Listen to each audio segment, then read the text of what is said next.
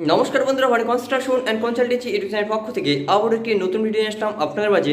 আজকের ভিডিওতে কথা বলবো বন্ধুরা একটি তিনতলা বাড়ির ক্ষেত্রে রেনফোর্সমেন্ট ডিজাইন নিয়ে।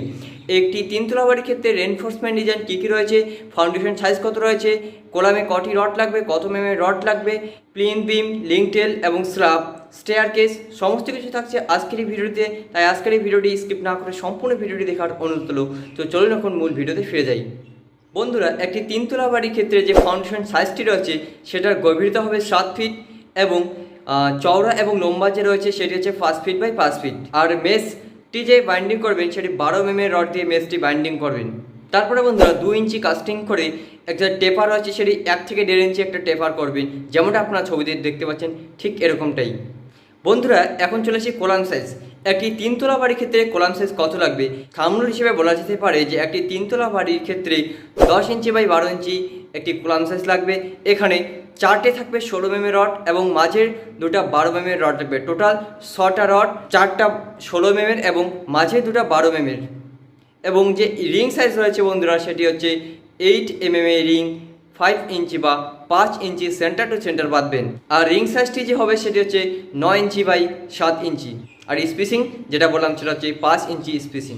আবারও বলছি বন্ধুরা, একটি তিনতলা বাড়ির ক্ষেত্রে যে কলাম সাইজ রয়েছে সেটি হচ্ছে 10 থেকে 12 ইঞ্চি এবং যেটার রড প্রোভাইড করতে লাগবে সেটি 4টে 16 mm এবং আর দুটা যে মাঝখানটি সেটা 12 mm এবং রিং সাইজ যে রয়েছে সেটি হচ্ছে 7 ইঞ্চি বাই 9 ইঞ্চি এবং 8 mm রিং লাগবে, 5 ইঞ্চি সেন্টার টু সেন্টার। এবার চলে আসি বন্ধুরা টাই বিমের ক্ষেত্রে। টাই বিমের ক্ষেত্রে আপনার বিম যে হাইট হবে সেটি যে 15 ইঞ্চি হাইট এবং রড লাগবে নিচে 3টা 16 mm এবং উপরে 3টা 16 mm। L/4 গাঁথবেন।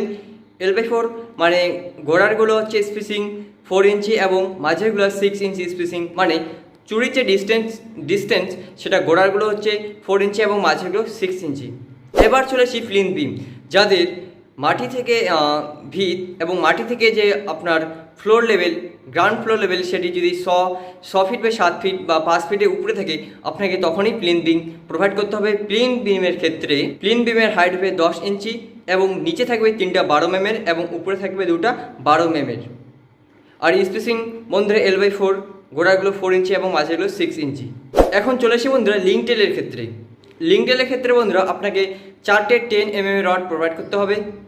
আর রিং রড যে রয়েছে সেটি হচ্ছে 6 mm রিং, 7 ইঞ্চি সেন্টার টু সেন্টার, এটি 10 ইঞ্চি ওয়ালের ক্ষেত্রে।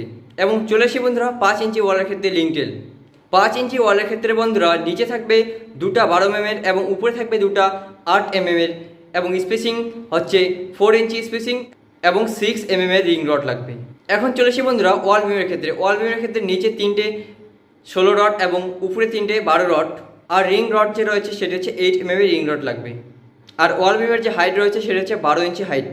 সেকেন্ড ফ্লোরের ক্ষেত্রে আপনার হাইট হবে ওয়াল বিমের 10 ইঞ্চি এবং থার্ড ফ্লোরের ক্ষেত্রে আপনার ওয়াল বিমের হাইট হবে 6 ইঞ্চি। বন্ধুরা এই যে থাম্বনেলটি বললাম এটি 11 থেকে 14 ফিট বাই 11 থেকে 13 ফিট যে কলাম টু কলাম ডিস্টেন্স রয়েছে সেটির ক্ষেত্রে। এবং বন্ধুরা কলাম সাইজ বেড়ে যদি 15 থেকে 16 ফিটের বেশি হয় তাহলে আপনার যে রড লাগবে 4টে 16 mm এবং 4টে 12 mm রড লাগবে। আর রিং রড হচ্ছে 8 mm।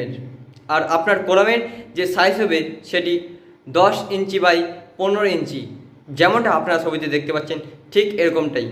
বন্ধুরা চলে আসে এখন সিঁড়ির ক্ষেত্রে বা স্টেয়ারকেজের ক্ষেত্রে আপনার যে রড লাগবে সেটি 12 mm রড লাগবে, 5 ইঞ্চি সেন্টার টু সেন্টার এবং L/3 এই অনুযায়ী আপনার রড বাঁধতে লাগবে। বন্ধুরা স্ল্যাবের ক্ষেত্রে এখন চলে আসি। স্ল্যাবের ক্ষেত্রে মেইন রড 10 mm এবং বাইন্ডার রড হচ্ছে 8 mm।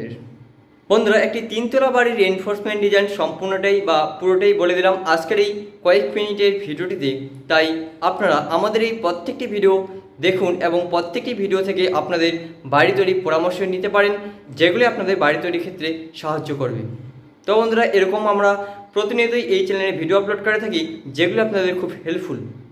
বন্ধুরা আমাদের এই ভিডিওগুলি যদি আপনাদের ভালো লেগে থাকে তাহলে অবশ্যই আমাদের চ্যানেলটি সাবস্ক্রাইব করুন পরবর্তী ভিডিওগুলো পাওয়ার জন্য। ধন্যবাদ।